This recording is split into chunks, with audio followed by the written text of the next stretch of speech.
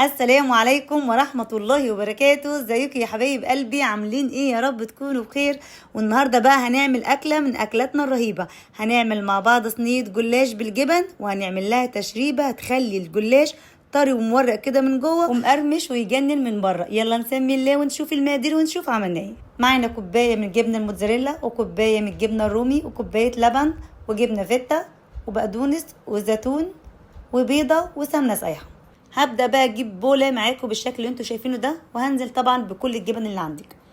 انا هنا طبعا حاطه جبنه رومي وجبنه موتزاريلا وجبنه شيدر، اي نوع جبن تاني عايزه تضيفيها براحتك.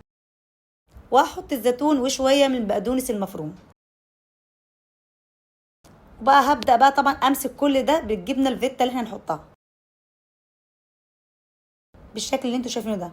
هتقلبها طبعا كويس جدا لما كل طبعا الجبن كلها تختلط مع بعض. كده خلاص جهزت معانا بالشكل ده. هنا بقى هبدأ بقى اجيب لفة الجلاش وافتحها معاكم زي ما انتوا شايفين بالشكل ده كده. وهنجيب الصينية اللي احنا هنعمل فيها، وهحط فيها شوية سمنة وادهنها كويس جدا بالفرشة.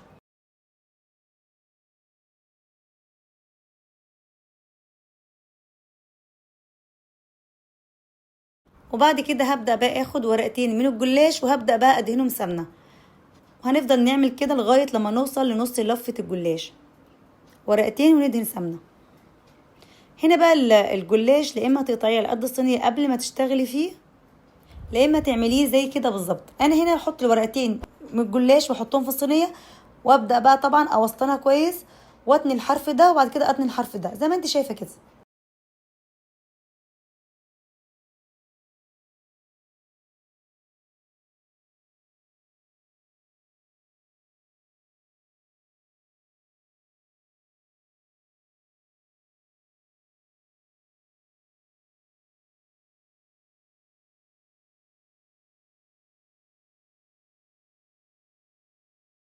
طبعا لو في اي ورقة معاكي مقطوعة ولا حاجة بتحطيها طبعا في النص.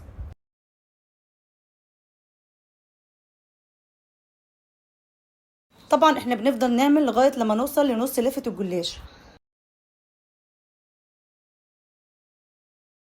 كده خلاص هبدأ بقى احط الحشوة بتاعتنا.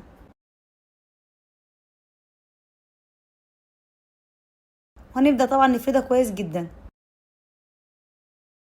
تفرديها في كل حتة في الصينية.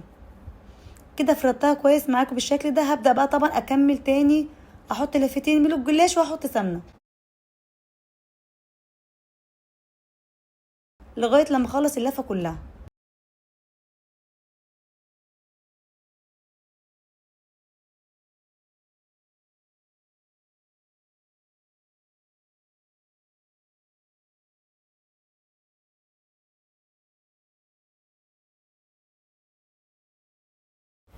كده خلاص دول اخر ورقتين في لفة الجلاش. هبدأ بقى ادهن الوش سمنة كويس قوي علشان تبقى شكلها حلو بعد ما تستوي.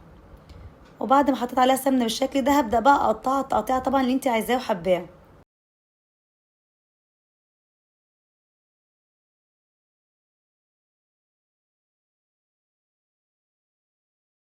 وبعد كده خلاص كده جهزت معايا. هبدأ بقى احطها في الفرن 5 دقايق بس لغاية لما اجهز التشريبة بتاعتها. هنا بقى معانا بيضة وشوية فلفل اسمر وشوية ملح صغيرين ونص معلقة من البيكنج باودر.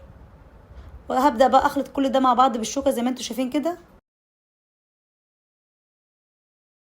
وبعد كده احط كوباية اللبن ومعلقتين سمنة.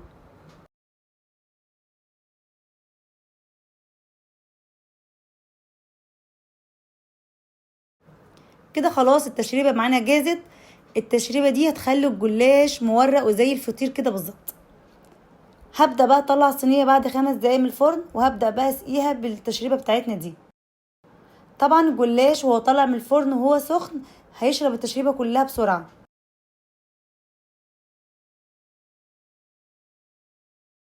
وبعد كده هتبدأي تحركي الصينية بالشكل ده كده علشان الجلاش كله يشرب من التشريبة.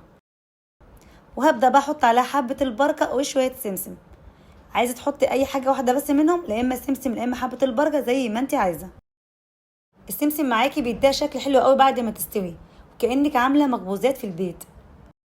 كده خلاص جهزت معانا بالشكل ده. هبدأ بقى ادخلها الفرن تاني على درجة حرارة 200 على الرف الوسطاني. اول ما تستوي من تحت هبدأ اولع عليها الشواية من فوق. وشوفي بقى جمال وحلاوة الجلاش بالجبنة، بجد يا جماعة طعمه حلو قوي. الجبن كلها مع بعض مورق كده وكأنك بتاكلي فطير.